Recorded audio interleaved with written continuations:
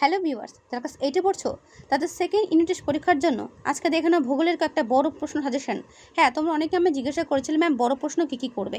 দেখো সাজেশনে তো আমি বলে দিয়েছিলাম কোনগুলো করবে, তারপরেও তোমরা অনেকে জিজ্ঞাসা করছো বড় প্রশ্ন কী কী করবে, তার জন্য তোমাদের সামনে তুলে ধরছি। যে সমস্ত প্রশ্নকে দাগানো দেখতে পাচ্ছ সেগুলো ভালো করে বড় প্রশ্নের জন্য দেখে যাবে। যেমন দেখো, প্রথমেই তোমরা করবে শৈলতকে বৃষ্টিপাতের চিত্রসহ বর্ণনা। এটা মনে করো পরীক্ষাতে আসবেই, বড় প্রশ্নটা থাকবেই, তাই ছবিসহ শৈলতকে বৃষ্টিপাতটা ভালো করে দেখে যাবে।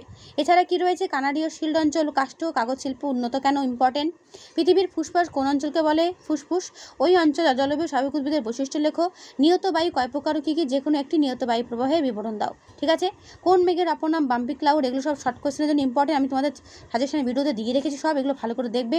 পৃথিবীর বৃহত্তম স্বাদু জলের হ্রদের নাম কি করবে। ঠিক আছে, এই প্রশ্নগুলো খুবই গুরুত্বপূর্ণ প্রশ্ন, পরীক্ষাতে কিন্তু এগুলো আসার মতো, তাই এগুলো ভালো করে দেখে যাবে, বিশেষ করে দাগানো প্রশ্নগুলো। শৈলতকা বৃষ্টিপাত যেটা তোমাদের বললাম ওটা ভালো করে করবে। উত্তর আমেরিকার হ্রদ অঞ্চলের শিল্পোন্নতির কারণগুলো কী কী, দক্ষিণ আমেরিকার সেলবারনের অবস্থান সম্পর্কে লেখো, এই অরণ্যে জলবায়ু উদ্ভিদের এবং প্রাণীর বৈশিষ্ট্যগুলো লেখো। অর্থাৎ সেলবাটা পুরো ভালো করে দেখবে। ঠিক আছে, যে সমস্ত প্রশ্ন দাগানো দেখতে পাচ্ছ প্রত্যেকটা প্রশ্ন খুবই গুরুত্বপূর্ণ, এগুলো ভালো করে করবে। ওকে, দেখে নাও ভালো করে। তো এই হলো তোমাদের বড় প্রশ্ন সাজেশন যেগুলো আমি দিলাম, এগুলো প্রত্যেকটি ইম্পর্টেন্ট, এগুলি করে যাও, বড় প্রশ্ন এর মধ্যেই কমন পাবে। ঠিক আছে, তো এখানে ভূগোলে দেওয়া থাকলে যদি অন্যান্য ভিডিও পেতে চাও অবশ্যই আমার চ্যানেলে এসে দেখে নিও। যদি ভালো লেগে থাকে একটা লাইক করো, বন্ধুদের কাছে শেয়ার করে দিও যত পারো।